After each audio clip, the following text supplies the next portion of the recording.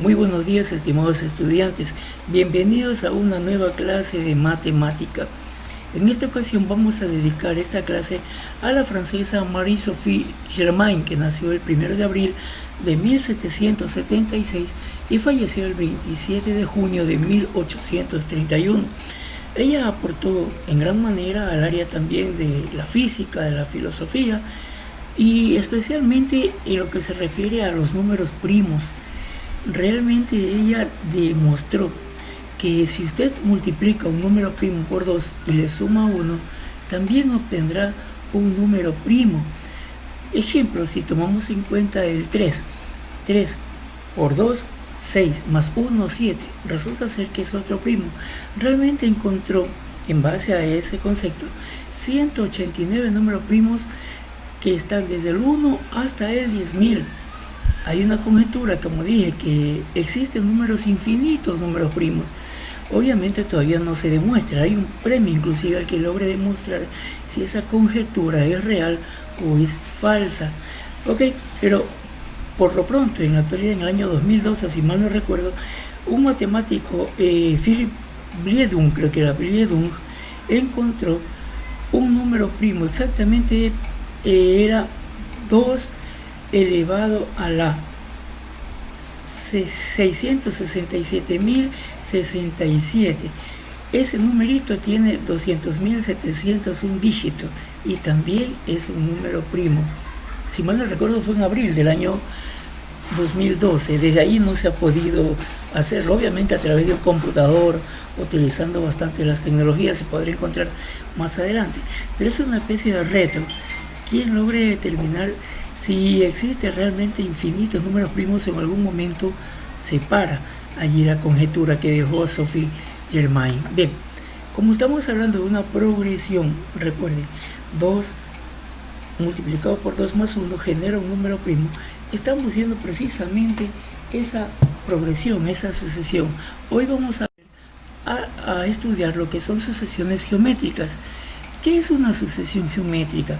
Es una sucesión en la que cada término, con excepción del primero, es decir, el primero no lo consideramos, esa sucesión se obtiene multiplicando el anterior por un número fijo. Ese número fijo, que se lo representa con la letra R, se lo llama razón. Es sencillo. Tenemos aquí un ejemplo: 3, 6, 9, 12, 24, 48.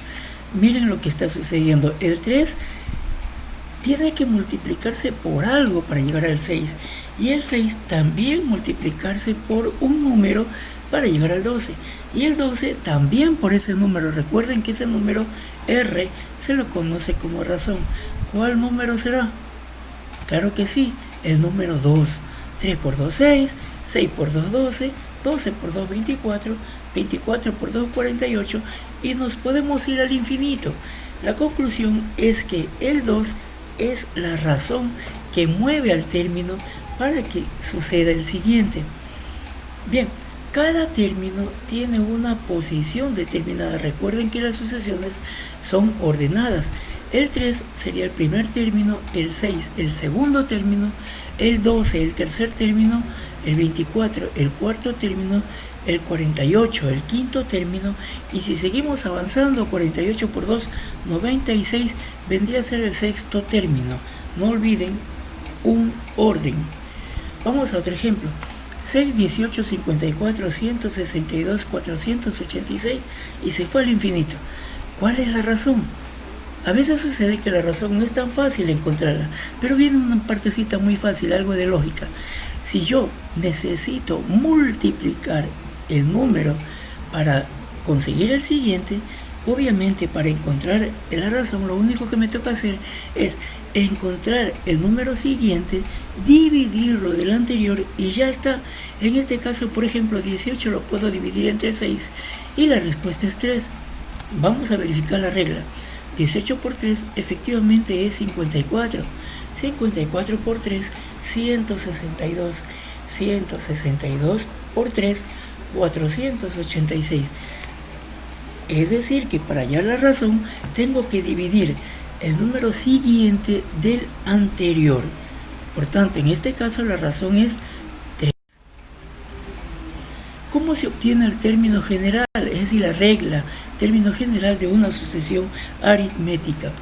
Si tenemos una sucesión, geométrica, si tenemos una sucesión geométrica de la forma a sub 1, a sub 2, a sub 3, a sub 4, a sub n, se puede deducir lo siguiente. A sub 1, como dijimos, el primer término no se lo toca.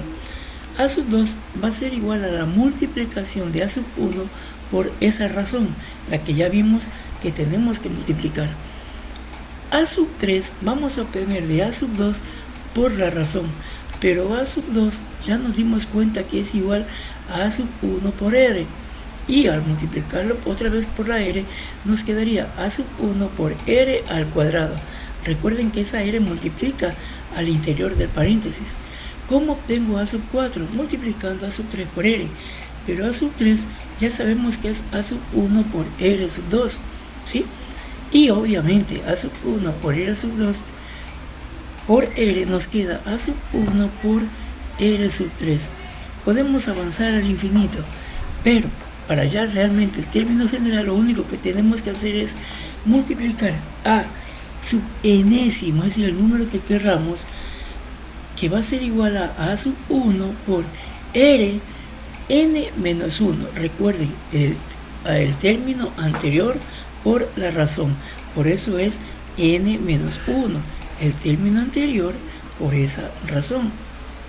Ok, para concluir decimos que si a sub 1, a sub 2, a sub 3, a sub 4 y a sub n es una sucesión geométrica, el término enésimo se representa por la fórmula a sub n es igual el primer término multiplicado por la razón elevado a el número de término menos 1, el término anterior.